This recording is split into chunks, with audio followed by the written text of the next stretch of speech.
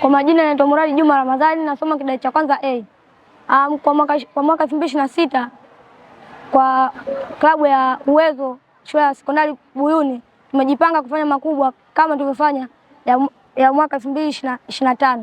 Kwa mwaka 2026 tunasema kuwa klabu ya Uwezo Buyuni tumejipanga kufanya makubwa na tutaendelea kufanya makubwa miaka ijayo, na tunasema mwaka 2026 si hapa ndo tumekuwa wa